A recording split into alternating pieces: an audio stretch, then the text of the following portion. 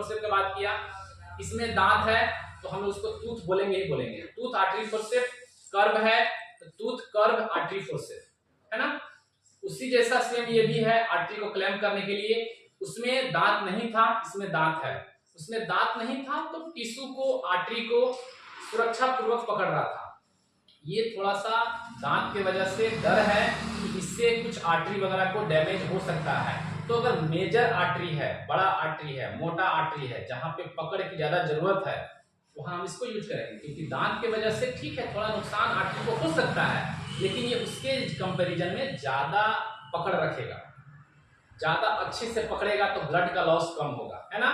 और ये आपको कुछ टिश्यू को भी पकड़ेगा, क्योंकि इसका बनावट ऐसा है कि टिश्यू को भी क्लैंप करेगा। और ये स्ट्रॉन्ग टिश्यू के लिए अमूमन है, क्योंकि इसमें दांत है ना, जो मजबूत टिश्यू है। बाकी हमारे पास कुछ इंस्ट्रूमेंट है जो हम लोगों ने पहले डिस्कस नहीं किया है। इससे हम लोग बोलते हैं रिटेक्टर। रिटेक्टर का मतलब हो गया किसी भी चीज को रिटेक्ट करने के लिए। सपोज कीजिए कि हमने इंसिजन लगा दिया, हमने चीरा लगा दिया, अब हमें अंदर कोई ऑपरेशन करना है, हमें दिख नहीं रहा सही से, एक बड़ा सा ऑर्गन है या बड़ा सा कोई बॉडी पार्ट है, तो हम लोग इसको डालेंगे और उस पार्ट को फंसाएंगे और फंसा के खींच लेंगे।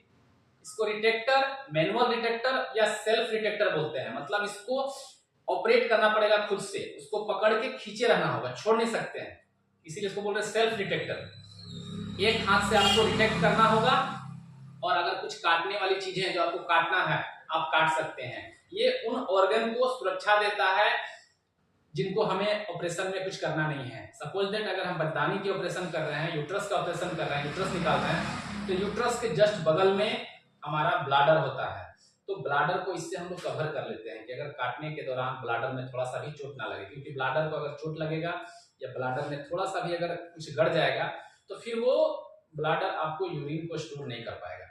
वो बहुत ही कोमल ऑर्गन होता है जिसमें कि यूरिन को स्टोर करते हैं, और हम अपनी मर्जी से यूरिन करते हैं। अगर छेद हो जाएगा, आपको यूरिन करने की जरूरत नहीं है, वो अपने आप यूरिन करना शुरू कर देगा, तो चीज़ें थोड़ा दिक्कत हो जाएगी। तो इससे हम लोग क्या करते हैं, चीज़ों को रिजेक्ट करते हैं, अच्छे से हमें दिखे और ऑर्गन भी हमारा सही सलामत रहे, है ना। जो बॉडी ऑर्गन है जिसको हमें सर्जरी में कुछ करना नहीं है, उसको सेफ्टी के लिए इसको यूज करते हैं। इसके बाद हम लोग आते हैं, ये हमारे पास है स्टिच रिमूवल कहिए, सुचर रिमूवल कहिए, है ना। इसका बस यही काम है।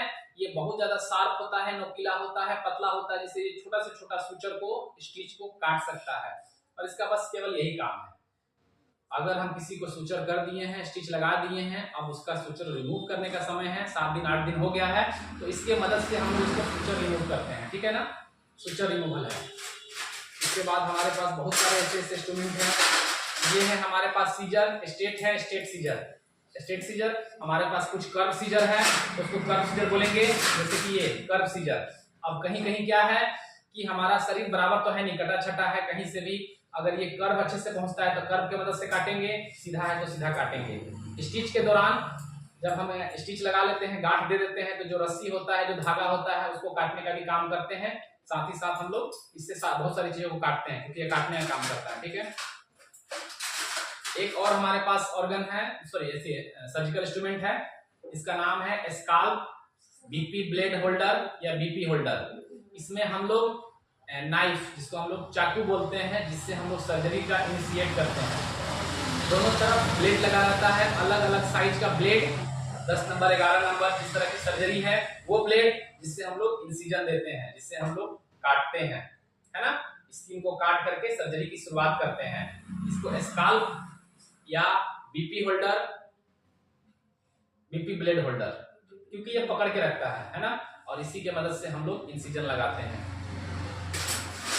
इसके बाद हम लोग के पास कुछ हैं, ये भी देखिए छोटा सा है, और ये आपको क्या है, कर्व सीजर।